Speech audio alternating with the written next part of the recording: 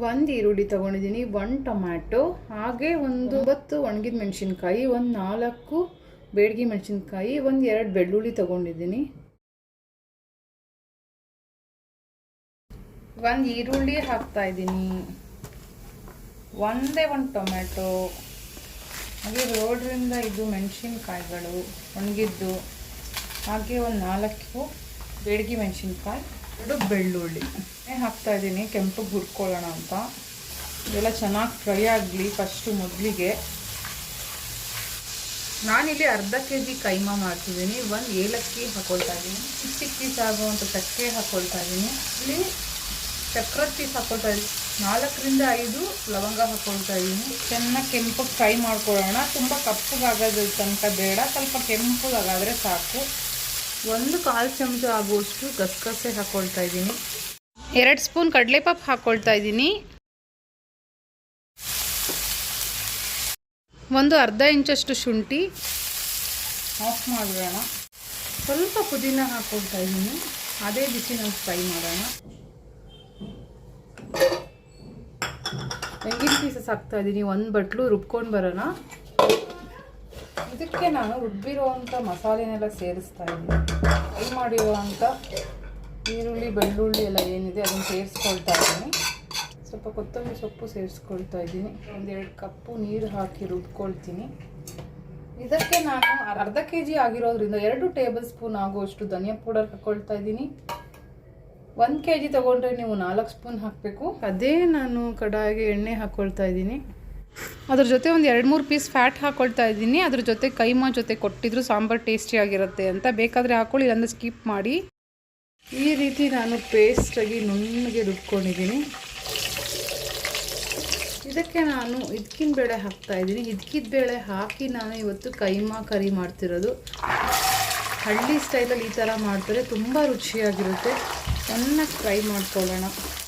ಸ್ವಲ್ಪ ಉಪ್ಪು, ಅರಿಶಿನ ಪುಡಿ ಒಂದು ಸ್ವಲ್ಪ ಹಾಕ್ಕೊಳ್ತಾ ಇದ್ದೀನಿ. ರುಬ್ಬಿರುವಂಥ ಮಸಾಲ ಹಾಕ್ತಾಯಿದ್ದೀನಿ. ಚೆನ್ನಾಗಿ ಮೊದಲು ಫ್ರೈ ಮಾಡ್ಕೊಳ್ಳೋಣ. ಇದಕ್ಕಿನ ಬೇಳೆ ಎಲ್ಲ ಚೆನ್ನಾಗಿ ಫ್ರೈ ಆಗಲಿ ಎಣ್ಣೆನಲ್ಲೇ. ಚೆನ್ನಾಗಿ ಎಣ್ಣೆನಲ್ಲೇ ಫ್ರೈ ಮಾಡ್ಕೊಳ್ಳೋಣ.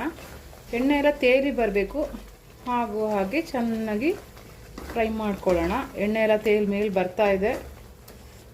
ಈಗ ಸ್ವಲ್ಪ ಇದಕ್ಕಿನ ಬೇಳೆಗೆ ಸ್ವಲ್ಪ ಉಪ್ಪು ಹಾಕಿರಿ ಸಾಕು. ಈಗ ನೀರು ಹಾಕ್ಕೊಳ್ತಾ ಇದ್ದೀನಿ, 1 ಗ್ಲಾಸ್ ಆಗುವಷ್ಟು. ಇನ್ನೂ ಸ್ವಲ್ಪ ನೀರು ಸೇರಿಸ್ಕೊಳ್ತಾ ಇದ್ದೀನಿ. ಸ್ವಲ್ಪ ಮಸಾಲೆ 1 ಪುಟ್ಟ ಬೌಲ್ ಆಗೋಷ್ಟು ಎತ್ತಿಟ್ಕೊಂಡಿದ್ದೀನಿ, ಯಾಕಂದರೆ ಕೈಮಾ ರುಬ್ಬಕ್ಕೆ ಬೇಕಲ್ವ, ಸೊ ಅದಕ್ಕೋಸ್ಕರ. 1 ಚಮಚ ಆಗೋಷ್ಟು ನೀರು ಹಾಕ್ಕೊಂಡಿದ್ದೀನಿ.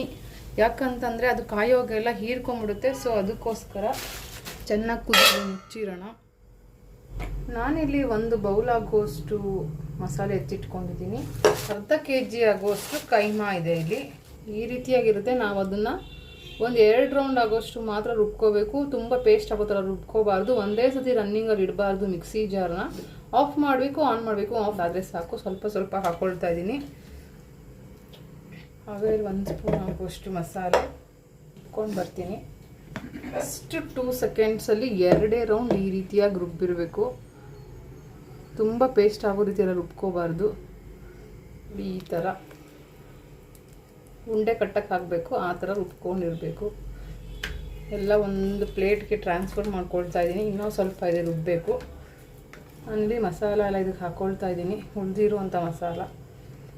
ಮತ್ತು ರುಬ್ಕೊಂಡು ಬರೋಣ. ನೋಡಿ, ಈ ಥರ ಸಾಕು ರುಬ್ಕೊಂಡ್ರೆ. ಈಗ ಎಲ್ಲ ಒಂದು ಪ್ಲೇಟಿಗೆ ಟ್ರಾನ್ಸ್ಫರ್ ಮಾಡ್ಕೊಳ್ತಾ ಇದ್ದೀನಿ. ನೋಡಿ, ಇಲ್ಲಿ ನಾನು 1 ಮೊಟ್ಟೆ ಹಾಕ್ಕೊಳ್ತಾ ಇದ್ದೀನಿ. ಅರ್ಧ kgಗೆ 1 ಮೊಟ್ಟೆ ಹಾಕ್ಕೊಳ್ಳಿ. 1 kg ಇದ್ದರೆ 2 ಮೊಟ್ಟೆ ಹಾಕ್ಕೋಬೇಕು. ಚೆನ್ನಾಗಿ ಎತ್ತಿ ಕಲಿಸ್ಕೊಳ್ಳೋಣ ಕೈಯಲ್ಲೇ. ಪೆಪ್ಪರ್ ಪೌಡ್ರ್ ಹಾಕ್ಕೊಳ್ತಾ ಇದ್ದೀನಿ. ಟೇಸ್ಟಿಯಾಗಿರುತ್ತೆ, ಸೊ ಅದಕ್ಕೋಸ್ಕರ. 1-2 ಸ್ಪೂನ್ ಆಗೋಷ್ಟು ಪೆಪ್ಪರ್ ಪೌಡ್ರ್ ಹಾಕ್ಕೊಳ್ಳಿ. ತುಂಬಾ ರುಚಿಯಾಗಿರುತ್ತೆ. ಒಳಗಡೆ ಉಪ್ಪು ಖಾರ ಎಲ್ಲ ಹಿಡಿಯೋ ಹಾಗಾಗುತ್ತೆ. ಉಪ್ಪಿಂದ ನೀವು ಬೇಕಾದರೂ ಪೌಡರ್ ಮಾಡ್ಕೊಳ್ಳಿ. ಕಡಲೆ ಹಿಟ್ಟು ಹಾಕ್ಬೇಕು ಇದಕ್ಕೆ. ನಾರ್ಮಲ್ ಆಗಿರೋವಂಥ ಭಾಗ್ಯಲಕ್ಷ್ಮಿ ಬೇಸನ್ ಪೌಡರ್ ಬೇಕಾದರೂ ಹಾಕ್ಬೋದು. ನಿಮಗೆ ಒರಿಜಿನಲ್ ಟೇಸ್ಟ್ ಬೇಕು ಅಂತಂದರೆ ಕಡಲೆ ಪಪ್ಪಲ್ಲಿ ಪೌಡ್ರ್ ಮಾಡ್ಕೊಳ್ಳಿ. ಉಪ್ಪು ಹಾಕ್ತಾಯಿದ್ದೀನಿ, ಉಪ್ಪು ಖಾರ ಎಲ್ಲ ಹಿಡಿಯೋಕ್ಕೆ. ಫಸ್ಟೇ ನೀವು ಸಾರು ಕುದಿಯೋಗ ಹಾಕ್ಕೊಂಡಿರ್ಬೇಕು, ಎಷ್ಟು ಬೇಕೋ ಅಷ್ಟು. ನೀವು ಕೈಮಾ ಉಂಡೆ ಹಾಕಿದ್ಮೇಲೆ ನೀವು ಹಾಕೋಕ್ಕಾಗಲ್ಲ. ಸೊ ಅದಕ್ಕೋಸ್ಕರ ಫಸ್ಟೇ ನೀವು ಒಂದು ಸತಿ ಚೆಕ್ ಮಾಡ್ಕೋಬೇಕು. ಸಾರು ಕುದಿಯೋವಾಗ 1-2 ಸತಿ ಹುಕ್ ಬಂದು ಕಾಯ್ತಾ ಇರೋವಾಗ ಈ ಉಂಡೆಗಳನ್ನ ಹಾಕಬೇಕು. ಸಾರು ಚೆನ್ನಾಗಿ ಕಾದ ಮೇಲೆ ಹಾಕಿದ್ರೆ ಉಪ್ಪು ಖಾರ ಎಲ್ಲ ಚೆನ್ನಾಗಿ ಹಿಡಿಯುತ್ತೆ. ಸಾರೀಗ ಕಾಯಕ್ಕೆ ಶುರುವಾಗಿದೆ. ಈಗ ಉಪ್ಪು ಹಾಕ್ಕೊಳ್ಳೋಣ.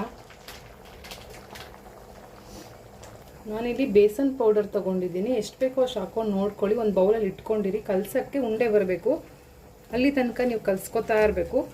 ನನಗನ್ಸುತ್ತೆ ಒಂದು ಅರ್ಧ ಬೌಲ್ ಆದರೆ ಸಾಕು, ಯಾಕಂದರೆ ಅದೇ ಸ್ಮೆಲ್ ಹೊಡಿತಾ ಇರುತ್ತೆ ಕಡಲೆ ಹಿಟ್ಟು ಹಾಕಿದಾಗ.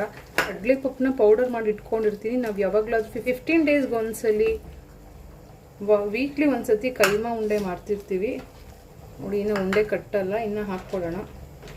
ಇಷ್ಟು ಸಾಕು ಅನಿಸುತ್ತೆ. ಮಸಾಲೆನೂ ಅಷ್ಟೇ ತುಂಬ ಜಾಸ್ತಿ ಹಾಕೋಬಾರ್ದು. ಮೊದಲೇ ಉಂಡೆ ಮಾಡ್ಕೊಳ್ಬೇಕಾದ್ರೆ ಬಿಡ್ಬೋದು, ಅಥವಾ ನೀವು ಕಾಯ್ತಾ ಇರೋ ಸಾಂಬಾರಿಗೆ ಉಂಡೆ ಮಾಡಿ ಹಾಕ್ಬೋದು. ಉಂಡೆ ಎಲ್ಲ ಬೇಯ್ಕೊಳ್ಳೋಷ್ಟರಲ್ಲಿ ಇದಕ್ಕಿನ ಬೇಳೆನೂ ಬೇಯ್ಕೊಳ್ಳುತ್ತೆ. ಉಪ್ಪು ಹಾಕೋಣ. ಈಗ ಉಪ್ಪಿಗೆ ತಕ್ಕಷ್ಟು ಉಪ್ಪು ಹಾಕ್ಕೊಳ್ತಾ ಇದ್ದೀನಿ. ನೋಡ್ಕೊಂಡು ಹಾಕ್ಕೊಳ್ಳಿ. ಉಂಡೆಗೆ ಸ್ವಲ್ಪ ಹಾಕ್ಕೊಂಡಿದ್ದೀವಿ, ಚೆಕ್ ಮಾಡ್ಕೊಳ್ಳಿ ಬೇಕಾದರೆ ಒಂದ್ಸರಿ ಟೇಸ್ಟ್ ಮಾಡಿಕೊಂಡು. ಉಂಡೆ ಎಲ್ಲ ಹಾಕಿದ್ಮೇಲೆ ಉಪ್ಪು ಹಾಕೋಕ್ಕಾಗಲ್ಲ. ಈಗ ಕಲಸಿಟ್ಕೊಂಡಿರೋ ಉಂಡೆಗಳನ್ನ ಮಾಡಿ ಬಿಡೋಣ. ನೋಡಿ, ಈ ಥರ ಉಂಡೆ ಮಾಡ್ಕೊಳ್ಳಿ. ಒಂದು ಸೈಡಿಂದ ಬಿಟ್ಕೊಂಡು ಬನ್ನಿ. ಉಂಡೆ ಎಲ್ಲ ಹಾಕಿದ್ದಾದಮೇಲೆ ಒಂದು 20 ನಿಮಿಷ ಲೋ ಫ್ಲೇಮಲ್ಲಿ ಇಟ್ಕೊಂಡು ಕಡಾಯಿದು ಪ್ಲೇಟ್ ಮುಚ್ಚಿ ಬೇಯಿಸ್ಕೊಂಡ್ರೆ ಇದಕ್ಕಿದ ಬೇಳೆ ಕೀಮಾ ಕರಿ ರೆಡಿ. ಚಪಾತಿ ಜೊತೆ, ಪರೋಟ ಜೊತೆ, ಮುದ್ದೆ ಜೊತೆ ಅಂತೂ ತುಂಬಾ ಸೂಪರಾಗಿರುತ್ತೆ. ರೈಸ್ ಜೊತೆ ಚೆನ್ನಾಗಿರುತ್ತೆ, ಹಾಗೆ ದೋಸೆ ಜೊತೆಗೂ ನೀವು ಸಹ ತಿನ್ಬೋದು. ನಾವು ಮಾರ್ನಿಂಗ್ ದೋಸೆ ಮಾಡ್ತೀವಿ, ಅದಕ್ಕೂ ಆಗುತ್ತೆ. ಈಗ ನೈಟ್ ಮಾಡ್ಕೊತಾ ಇದ್ದೀವಿ, ಅದಕ್ಕೋಸ್ಕರ ವರ್ಷ ಮಾಡಿಕೊಂಡು ಒಂದು ಕಡೆಯಿಂದ ಬಿಡಿ. ಕದಲ್ಸಕ್ಕೆ ಹೋಗಬೇಡಿ. ಬಿಟ್ಟ ಮೇಲೆ ಪ್ಲೇಟ್ ಮುಚ್ಚಿಬಿಟ್ಟು ಲೋ ಫ್ಲೇಮಲ್ಲಿ ಇಟ್ಕೊಬೇಡಿ. 15 ಮಿನಿಟ್ಸು ಸಾಕು. ಆರಾಮಾಗಿ ತುಂಬ ಈಸಿಯಾಗಿರುವಂಥ ಇದಕ್ಕಿದ ಬೇಳೆ ಕರಿ ರೆಡಿ. ಯಾರಿಗೂ ಮಾಡೋಕ್ಕೆ ಬರೋಲ್ಲ ಅನ್ನೋ ಹಾಗೆ ಇಲ್ಲ. ಕಡಲೆ ಪಪ್ಪನ್ನ ಪೌಡರ್ ಮಾಡ್ಕೊಳ್ಳಿ. ಹಾಗೆ ಪೆಪ್ಪರ್ನ ಸ್ವಲ್ಪ ಒಂದು 3 ರಿಂದ 4 ಸ್ಪೂನ್ ಪೆಪ್ಪರ್ನ ಪೌಡರ್ ಮಾಡ್ಕೊಳ್ಳಿ. ಎಷ್ಟು ನಿಮಗೆ ಖಾರಕ್ಕೆ ಅನುಗುಣವಾಗಿ ಪೆಪ್ಪರ್ ಹಾಕಿ. ತುಂಬ ಟೇಸ್ಟಿಯಾಗಿರುತ್ತೆ. ಹೋಟೆಲ್ ಥರ ನಾಟಿ ಸ್ಟೈಲ್ ಮನೆಯಲ್ಲೇ ಮಾಡ್ಬೋದು. ಅದು ಇವಾಗ ಮಾಡ್ತಾಯಿದ್ದೀವಿ ನಾವು. ಈಗ ಪ್ಲೇಟಲ್ಲಿ ಮುಚ್ಚಿಬಿಡೋಣ. 15 ಮಿನಿಟ್ಸು ಹೀಗೆ ಬೇಯ್ಕೊಳ್ಳಿ. ಈಗ ಪ್ಲೇಟ್ ತೆಗಿತಾ ಇದ್ದೀನಿ ನೋಡಿ. ಈ ಥರ ಉಂಡೆ ರೆಡಿಯಾಗಿರುತ್ತೆ. ಒಂದು ಕಡೆಯಿಂದ ಒಂದೊಂದೇ ಎತ್ಕೋಬೇಕು. ಚೆಕ್ ಮಾಡ್ಕೊಳ್ಳಿ ಸೈಡಲ್ಲಿ ಇದಕ್ಕಿನ ಬೇಡ ಎಲ್ಲ ಬೆಂದಿದೆಯಾ ಅಂತ. ಮತ್ತೊಂದು ವಿಡಿಯೋ ಇರುತ್ತೆ, ಮತ್ತೆ ಸಿಗ್ತೀನಿ. Until then take care friends. Thanks for watching.